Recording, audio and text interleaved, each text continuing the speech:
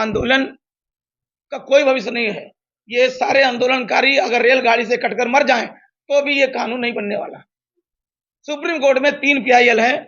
ये देखिए, मैं आपको बता दूं, पहला PIL 41/2013 बांग्लादेश शेयरिंग बनाम भारत सरकार, दूसरा सिविल पिटीशन संख्या 380/2012 बंदे आर्य नागार्जुन सुरेश देसाई बनाम भारत सरकार, और तीसरा पिटीशन जो है ये 832/2013 अरुण ब्रह्मचारी बनाम स्वामी बनाम।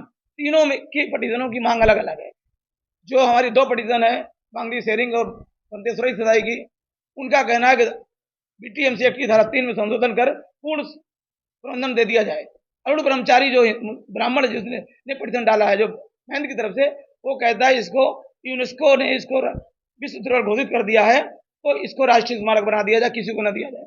ये है। और जब सब जुडिशियल मामला सर्वोच्च अदालत में है तो आप तो न्यूज चैनल चलाते हैं, किसी भी क्रिमिनल केस हो, जो सिविल केस हो, पूरा परिवार अगर जहर खा के मर जाए फिर भी सुप्रीम कोर्ट का जज फैसला उसके पक्ष में नहीं दे सकता। लालू यादव पर मुकदमा है चारा घोटाला, उसके परिवार के सारे परिवार के लोग जाके भूख हड़ताल बैठ जाए तो भी लालू यादव को बरी नहीं करेंगे। आर्गुमेंट के बाद बरी हो सकता है, लेकिन हमारे लोग समाज को गुमराह कर चंदा और धंधे का खेल चला रहे हैं। हमारे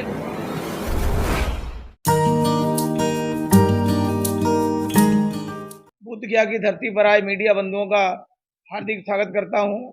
आप हमारे बौद्ध संगठनों की राष्ट्रीय समन्वय समिति एवं राष्ट्रीय बौद्ध धर्म संसद के मुख्यालय पर पधारे हैं, इससे आपका मंगल हो। चूंकि ऑल इंडिया बुद्धिस्ट फोरम एक रीजनल संगठन है अरुणाचल प्रदेश का, और उसका जो अध्यक्ष है आकाश लामा, वो महाबोधि मुक्ति आंदोलन जो कि 100 साल पुराना आंदोलन है, उसी आंदोलन को शुरुआत उसने 12 फरवरी से की बुद्ध गया की धरती पर प्रज्ञाशील बनते जो महाबोधि सोसाइटी के एक्स मेंबर थे उनको साथ लेकर। किंतु इस आंदोलन में किसी भी भिक्षु संघ को शामिल नहीं किया गया। ऑल इंडिया भिक्षु महासंघ, अखिल भारतीय भिक्षु संघ, संघ राजा भिक्षु महासभा, ये तीनों बड़े संगठन है भारत में बौद्ध भिक्षुओं के, किसी भी भिक्षु को इस संगठनों से नहीं लिया गया।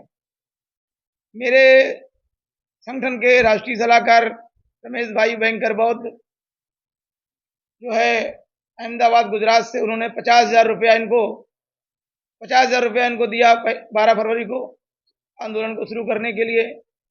उसके बाद मेरा नेशनल जनरल सेक्रेटरी प्रज्ञा मित्र बौद्ध जयपुर राजस्थान से आया अपनी पूरी टीम के साथ। राजस्थान के लोगों ने लाखों रुपया दिया और इनको दूसरी जरूरी सामान भी दिया। क्योंकि मेरे हाथ में चोट आ गई थी दिल्ली में, तो मैंने वहां से ही ये पूरा कंट्रोल किया और मैंने देखा कि ऑल इंडिया भिक्षु संघ और दूसरे भिक्षु इसमें नहीं आ रहे हैं, तो यूनिटी और मैत्री को लेकर के आज 29 मार्च को ये हमने विशेष बैठक बुलाई कि इस आंदोलन को दिशा दी जाए। जैसा कि ये लोग उल जलूल बातें कर रहे हैं और यहाँ पर डर पैदा कर रहे हैं, गालियां दे रहे हैं, भिक्षुओं को गालियां दे रहे हैं। ऑल इंडिया भिक्षु संघ, भिक्षु महासंघ और यहाँ के विदेशी मोनेस्ट्री जो है उनमें भयभीत हो रहे हैं, कहीं यहाँ पर ब्राह्मणों के साथ, हिंदुओं के साथ बौद्धों का हिंसक झगड़ा ना हो जाए, तो वो लोग बड़ा चिंतित हैं। तो यहाँ पर सुख शांति बनाए रखने के लिए मुझे आना पड़ा और आज आपके सामने ये प्रेस वार्ता में मैं शामिल हो रहा हूँ। ऐसा क्या हुआ कल के आपके वक्तव्य में, आप क्या समझाना चाह रहे थे? हाँ, क्या मामला हुआ? ये मैं जब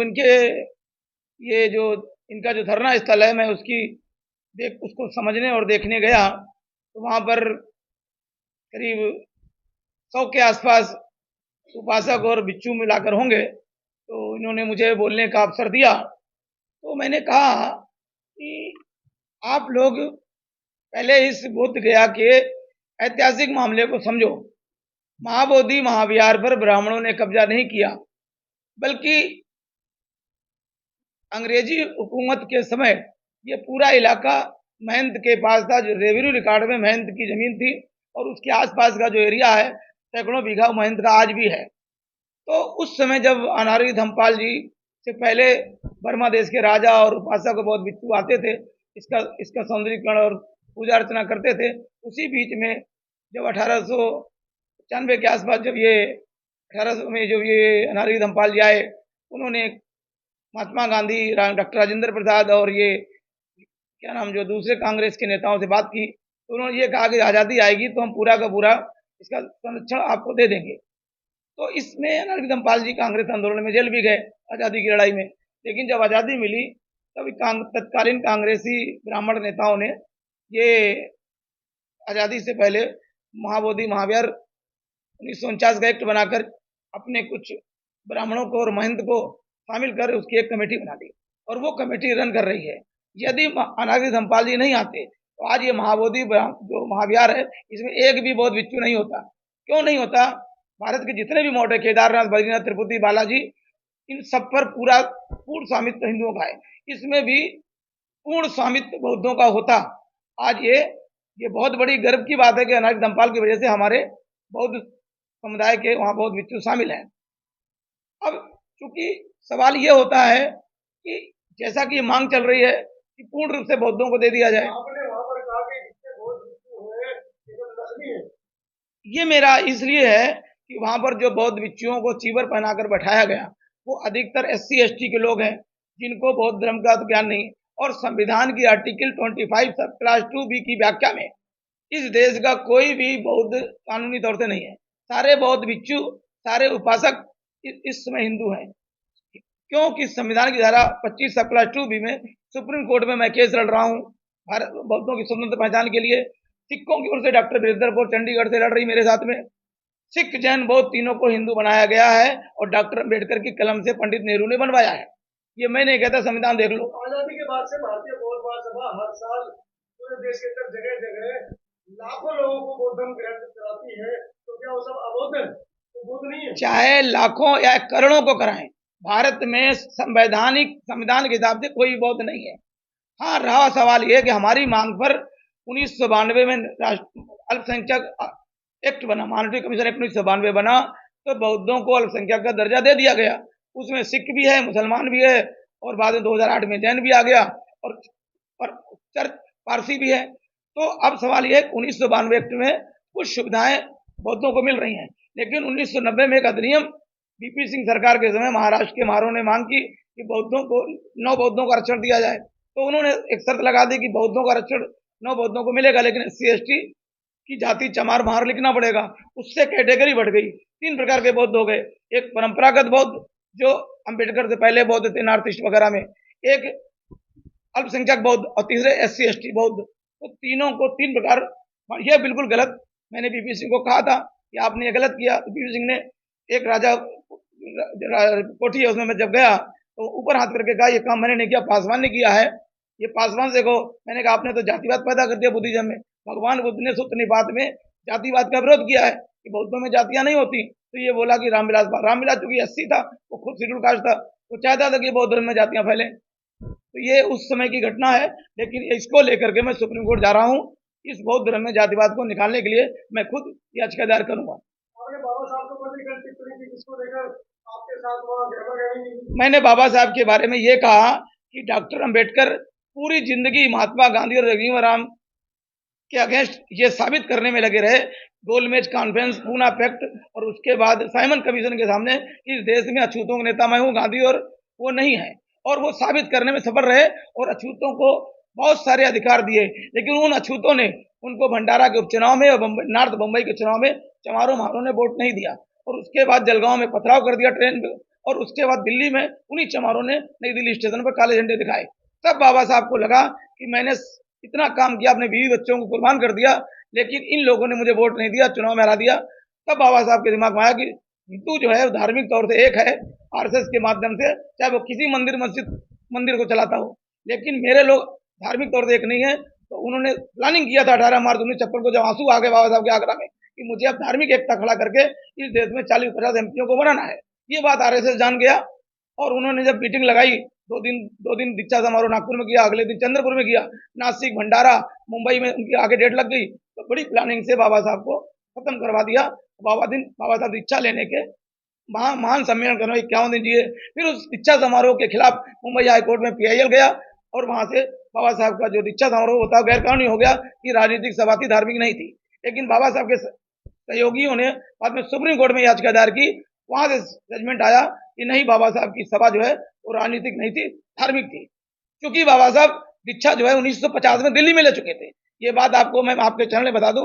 बनते सदा तीर्थ से जो महाबोधि सोसाइटी का बिरला मंदिर में बिहार है, 1950 में बुद्ध पूर्णिमा के दिन 101 समता दल के साथियों के साथ बाबा साहब पहली बार 1950 में दीक्षा लिए थे। 56 में दूसरी बार उन्होंने समारोह किया। और अम्बेडकर जयंती हम सांपला प्रकाश जलंधर की पुस्तक में भी ये बात डिक्लेयर है। कम लोग जानते हैं भारत के अम्बेडकर ने 56 में दीक्षा ली, अम्बेडकर ने 1950 में दीक्षा ली और दिल्ली में ली। ये मैं प्रमाण के साथ बोल रहा हूँ, एविडेंस के साथ बोल रहा हूँ। चैलेंज करता हूँ कोई मेरे से बहस करे। आपके चैनल के माध्यम से पूरे देशवासियों को बताना चाहता हूँ कि बाबा साहब ने। अब सवाल यह है कि भारत में कोई बौद्ध नहीं है। संविधान के अनुच्छेद 25 सब क्लास 2B, संविधान के अनुच्छेद सब क्लास 2B में बाबा साहब को लिखवाया। पहली बार हिंदू पैदा हुआ। हिंदू का अर्थ होता है काफिर, चोर, ये सबको मालूम है। लेकिन बाबा साहब ने हिंदू मैरिज एक्ट के अंदर वो आर्टिकल 25 सब क्लास में हिंदू धर्म को भी जन्म दिया और बाबा साहब ने बुद्ध धर्म को हिंदू बना दिया। पूरी बात सुनिए आप। पहली बात, उसके बाद जब बाबा साहब रिजाइन कर देते हैं तब हिंदू मैरिज एक्ट 1955 बनता है। सरदारों ने सिक्कों की ओर से साइन नहीं किया जाता है, विरोध किया जाता है। बाबा साहब के पावर नहीं था। हिंदू मैरिज एक्ट में भी बौद्ध शामिल है। आज आपकी शादी अगर होगी, हिंदू मैरिज एक्ट की धारा 7 लागू होगी कोर्ट मैरिज में, वहां भी हम। उसके बाद पूरे भारत के बौद्ध विहारों का कोई कानून नहीं है। टेम्पल और मंदिर लिखा जाता है और कहा जाता है। इसलिए महाबोधि महाविहार ये मंदिर है और हिंदुओं का मंदिर भी है, बौद्धों का भी है। इसको आप बिहार नहीं कह सकते, क्योंकि भारत का कानून इस तरह का बनाया गया 1947 में कि न तो बौद्धों की भाषा पाली को मानता है, न बौद्धों के बुद्ध विहार को मानता है, न बौद्धों की शादी को मानता है, न स्वतंत्र पहचान है। बौद्ध हिंदू है। हिंदू दो भाई हैं, बौद्ध और हिंदू दोनों भाई सगे भाई हैं।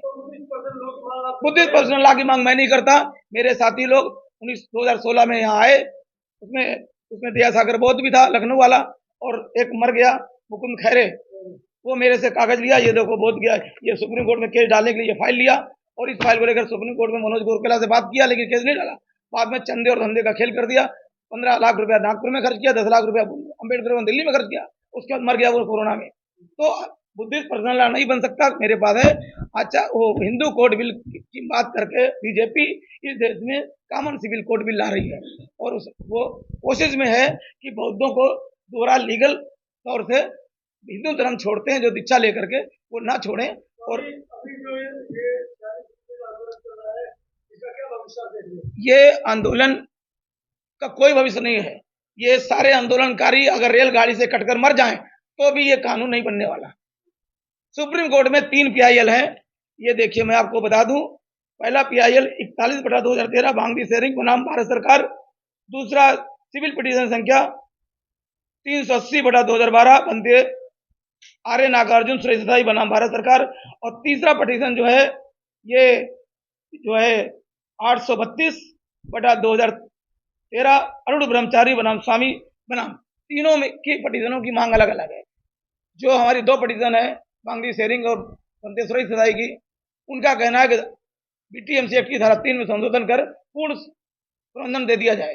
अरुण ब्रह्मचारी जो ब्राह्मण जिसने पिटीशन डाला है जो महंत की तरफ से, वो कहता है इसको यूनेस्को ने इसको विश्व धरोहर घोषित कर दिया है तो इसको राष्ट्रीय स्मारक बना दिया जाए, किसी को न दिया जाए।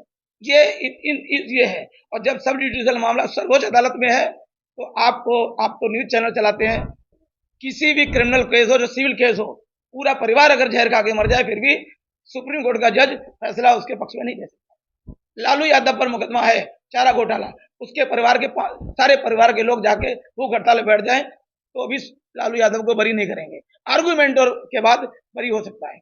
लेकिन हमारे लोग समाज को गुमराह कर चंदा और धंधे का खेल चला रहे हैं।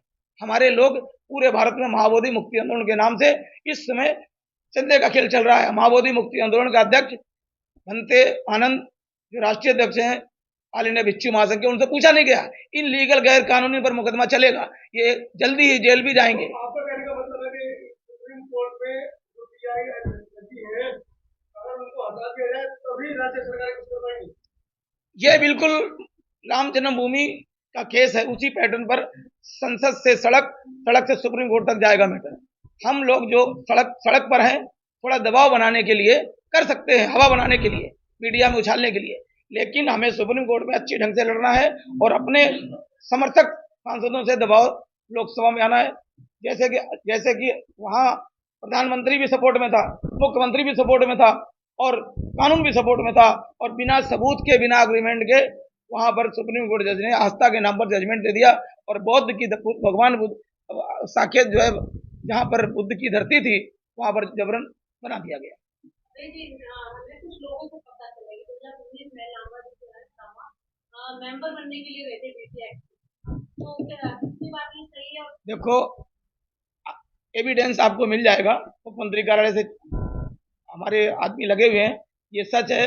विशेष सूत्रों से मालूम हुआ कि आकाश लामा मेंबर बनने के लिए इसने जो है अपील डाला था, नहीं बना। इससे पहले महाबोधि महाविहार का जो मेंबर, ये प्रज्ञाशील बनते भी रह चुके हैं, इन्होंने भी खूब सरकारी सुख सुविधा, लाल बत्ती का फायदा उठाया। इनके साथ में जो पहले आंदोलन करता थे मेन बनते सुरेश देसाई, उनको भी बीजेपी की सरकार ने नागपुर से बुलाकर नेशनल मार्टी कमीशन का मेंबर बना दिया, डिप्टी मिनिस्टर का दर्जा दे दिया, लाल बत्ती मिल गई। इस लाल बत्ती के खेल में बिच्छू संघ 3 टुकड़ों में बट गया और बिच्छू संघ का आंदोलन मिट गया। जब 3 लाख भीड़ होती थी दिल्ली के अंदर लाल किला मैदान के पीछे, और जब सैकड़ों लोग दिल्ली पुलिस के डंडों से लहूलुहान होते थे, उस आंदोलन में काशीराम भी गए जंतर मंतर पे। जब काशीराम जी गए तब लालू यादव को थोड़ा झटका लगा और उसने इसका एक्ट बना के 8 मेंबर बौद्धों के बना के इसको बौद्धों को देने की प्लानिंग कर दी। लेकिन राजनीति का खिलाड़ी तत्कालीन बनते धम्बीरियो, जो कि जनता दल के टिकट थे, एमपी था राज्यसभा से, उसने लालू यादव को मिसगाइड कर दिया और वो एक्ट बन गया था, लेकिन वो बनते बनते रह गया। और इस खिचड़ी में, इस राज सत्ता लाल बत्ती के सुख सुविधा में जिसका जिम्मेदार प्रज्ञाशील बनते भी है और सुरेश देसाई बनते भी है, और ये सब इन्होंने इस मामले को राज सत्ता के सुख में मिट्टी में मिला दिया।